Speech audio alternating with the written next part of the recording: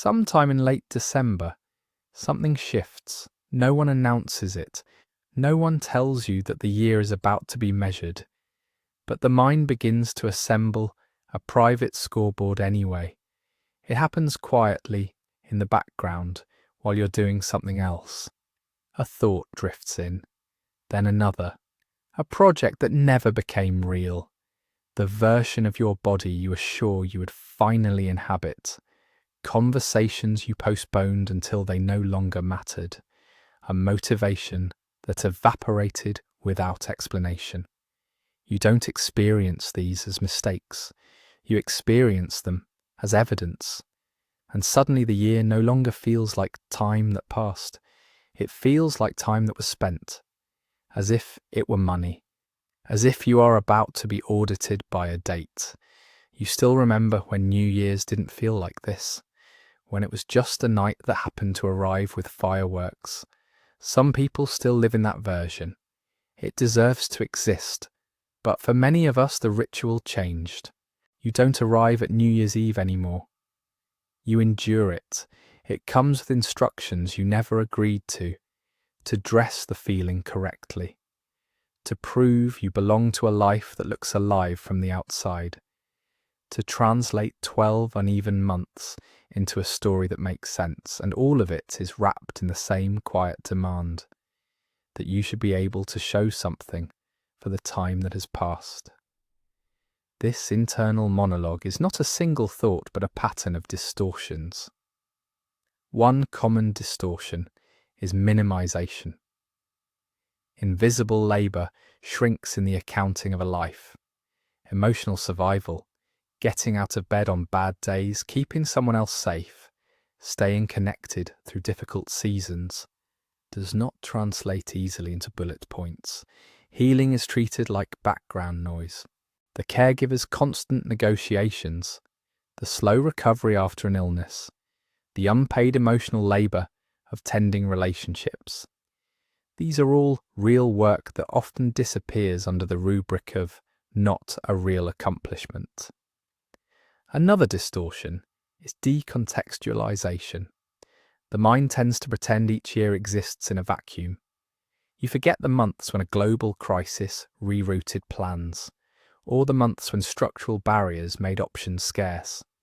You forget that markets shifted, industries contracted, and that opportunity is not distributed by merit alone. Context is messy, and the inner evaluator prefers tidy lists that make failure look like personal weakness, rather than the predictable outcome of broader forces. And then there is the bias toward what can be displayed and counted. Modern life rewards metrics. Followers, pay bands, awards, titles, project completions, all of these translate easily into progress. Quiet acts, the patient conversations, the boundary you finally held, the days you simply survived, remain stubbornly uncountable. The result is a ledger that privileges spectacle. It teaches us to value what shows up in feeds and dashboards, and to distrust what cannot be screenshot. The psychological cost of living with this ledger is subtle and cumulative. You learn to interpret effort as insufficient. You train yourself to notice what you did not do more readily than what you did. A real accomplishment, finishing a small course, repairing a relationship fragment, keeping a job through a tough season, feels underwhelming because it is measured against an imagined standard that expands faster than your achievements. That mismatch creates a loop. Disappointment breeds more scrutiny, which produces more comparison, which deepens the sense that even genuine effort must be suspect. Over time, this corrodes a basic dignity. People stop feeling allowed to have uneven years. They withhold permission from themselves to be ordinary, to experience progress that is nonlinear and unresolved. And yet, inside that courtroom, there are also quiet acts of resistance. Sometimes resistance looks like refusal. You put the list away. You skip the performance review you promised yourself. You feel guilt for not measuring, but you continue to avoid the ledger anyway. Other times resistance is softer, a gentle rephrasing of the story. I kept my household functioning. I learned to say no. These narratives do not escape measurement entirely. They still locate value in results, but they reveal a longing for a different relation to time, for a way of describing your year that doesn't require proof to be real. These personal patterns do not float in isolation. They are shaped by larger forces that make years feel like evaluations of moral worth.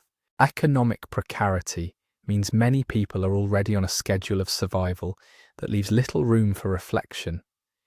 Productivity culture narrows our language into outputs and efficiencies. Even the language of therapy, growth, progress, goals, has seeped into public discourse in a way that can turn healing into another metric. Together, these forces make each anniversary feel like a performance review of your existence rather than a pause to notice what happened. Not everyone experiences this the same way. The specific burdens vary, but the structure is shared. Internal judgment amplified by a culture that values display, speed, and measurable improvement. The result is an annual ritual that can feel less like assessment and more like indictment. And in the space where indictment and resistance meet, something fragile and human persists. An impulse to refuse relentless accounting, to hold a softer story, even when the voice in the courtroom keeps taking notes. There is no transformation waiting at midnight. The number changes because it always does.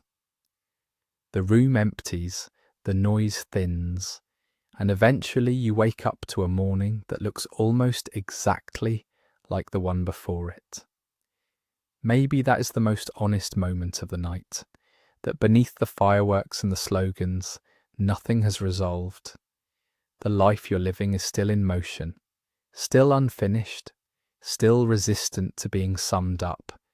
And maybe that is not a problem yet. Maybe you don't owe the year proof. Maybe continuity is enough.